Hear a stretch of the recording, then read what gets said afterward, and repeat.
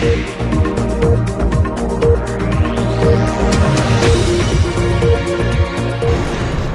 દર્શક મિત્રો, આપ નિહાળી રહ્યા છો S9 ન્યૂઝ અને હું છું પૃથ્વીરાજસિંહ રાજપૂત. આપની સમક્ષ લઈને આવ્યો છું સ્પીડ 9. દેશ વિદેશ, ફિલ્મ જગત, રમતગમત, બિઝનેસ અને તે સિવાય ઘણા ક્ષેત્રો સાથે સંકળાયેલી કેટલીક ખબરો. તો આવો નજર કરીએ સ્પીડ 9 પર.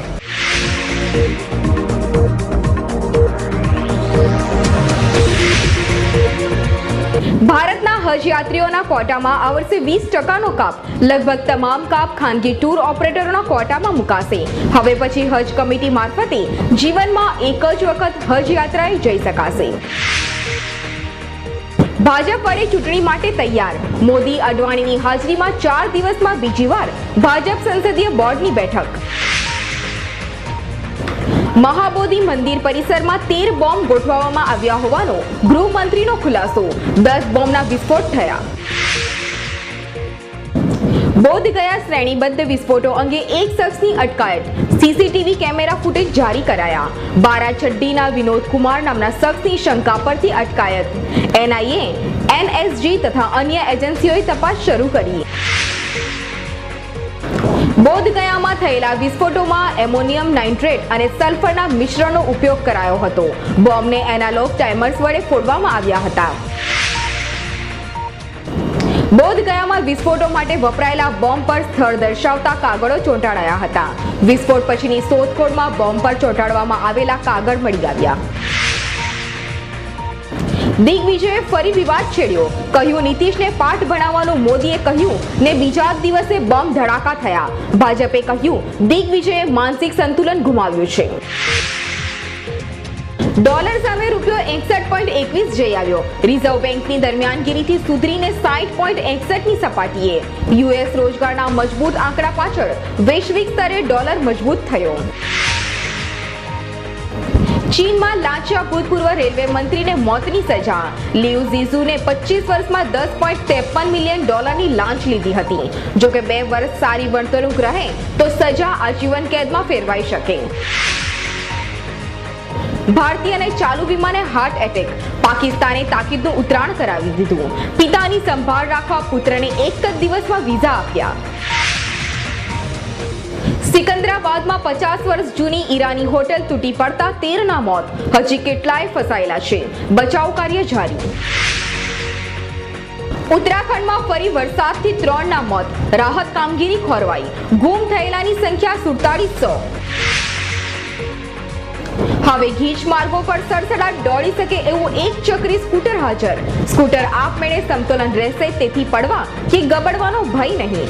વીજળીથી ચાલશે તેથી પ્રદૂષણનો પણ ખતરો નહીં. પહેલીવાર ગણેશના ચલણી સિક્કા. શુદ્ધ ચાંદીના સિક્કાનું વજન 25 ગ્રામ. સંગ્રાહકો માટે માત્ર મર્યાદિત આવૃત્તિ. જર્મનીની ટંકસાળમાં છપાયા. આફ્રિકાએ બહાર પાડ્યા. અમેરિકાના અલાસ્કામાં વિમાન તૂટી પડતા તમામ 10ના મોત.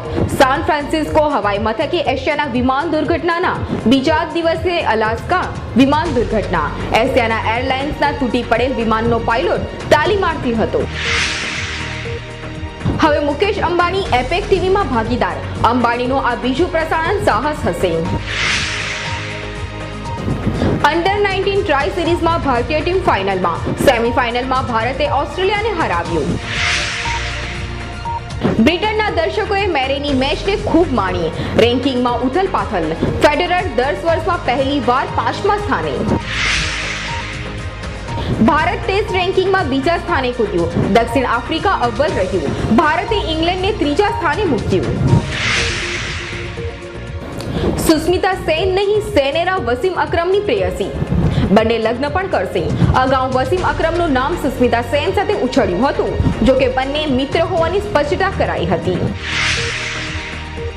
નવેમ્બરથી જાન્યુઆરી સુધી ભારત દક્ષિણ આફ્રિકાના પૂર્ણ પ્રવાસે 2 T20, 7 વન ડે અને 3 ટેસ્ટ રમશે. ભારત માટે આજે પણ કરો યા મરો ત્રિકોણીય શૃંખલાની રાઉન્ડ મેચમાં શ્રીલંકા સામે રમશે. પ્રથમ રાઉન્ડની પ્રવેશ પ્રક્રિયાને અંતે રાજ્યમાં ડિગ્રી એન્જિનિયરિંગમાં 11,000 બેઠકો ખાલી. સુરતમાં ગાંધી એન્જિનિયરિંગ કોલેજમાં 21 સાથે સ્કેટ, પીઠાવાડા, ભગવાન મહાવીર, માલીબા, ઉમરાહ, ઇસરોલી, કીમ, વરાછાની તાપી સહિતની કોલેજોમાં બેઠકો ખાલી રહી ગઈ. નાના હીરા પરની રી-ઇમ્પોર્ટ ડ્યુટી નાબૂદ. કેન્દ્રના ડીજી સેફટીનું નોટિફિકેશન. 0.10 થી 0.25 કેરેટ સુધીના પોલિશ્ડ ડાયમંડ સક્ષમ લેબના સર્ટી પછી નિકાસ થયા બાદ 90 દિવસમાં પરત આવશે તો 2% ડ્યુટી નહીં લાગે. મહાબોધિ મંદિરમાં બોમ્બ ધડાકાના 36 કલાકમાં શાંતિ મંત્રો ફરીથી ગુંજી ઉઠ્યા. બૌદ્ધ ભિક્ષુઓએ શાંતિ મંત્રોનો પાઠ અને ઉપાસના શરૂ કરી દીધી. ભાજપની ચૂંટણી પ્રચાર સમિતિમાંથી 3 દિગ્ગજો બહાર. 2014 મિશન માટે ભાજપની ચૂંટણી સમિતિમાં લાલકૃષ્ણ અડવાણી, રાજનાથસિંહ અને મુરલી મનોહર જોશીનું નામ ન હોવાના સૂત્રોનો અહેવાલ. મોદીની ટીમની આજે જાહેરાત થાય તેવી શક્યતા. વરુણ ગાંધી, અમિત શાહ, રાજીવ પ્રતાપ, રૂડી, અબ્બાસ નકવી, પી મુરલીધર રાવ, રામજી લાલજી અને સુધાંશુ ત્રિવેદીનો મોદી ટીમમાં સમાવેશ થાય તેવી સંભાવના. ડુમ્મસ ગેંગરેપ કેસમાં બંને આરોપીઓને આજીવન કેદ, ₹50,000નો દંડ અને દંડ ન ભરે તો વધુ 3 વર્ષની સખત કેદની સજા ફટકારાઈ. સૌરવ ગાંગુલી 41 વર્ષનો થયો. સોમવારે સાદાઈથી વર્ષગાંઠની ઉજવણી કરી. પીએફ ઉપાડવા માટે પણ ઓનલાઈન વ્યવસ્થા ગોઠવાશે. ઓગસ્ટના અંત સુધીમાં પીએફ ઓનલાઈન ટ્રાન્સફર કરી શકાશે. વેબસાઇટ લોન્ચ કરવા બદલ સલમાન સામે ફરિયાદ. 2002ના હિટ એન્ડ રન કેસની માહિતી આપતી એક વેબસાઇટ શરૂ કરવા બદલ સ્થાનિક કોર્ટમાં ફરિયાદ કરાઈ. તો દર્શક મિત્રો, આ હતી અમારી ખાસ રજૂઆત સ્પીડ 9. આવી જ ખબરો સાથે ફરી મળીશું. ત્યાં સુધી રજા આપશો. નમસ્કાર.